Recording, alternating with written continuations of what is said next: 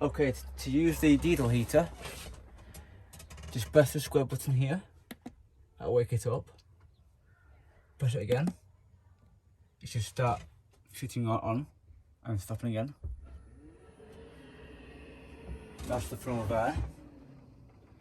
And give that 10 minutes to get going, and then 20 minutes it should be nice and warm. Turn it off again. Press the square button, and that's off.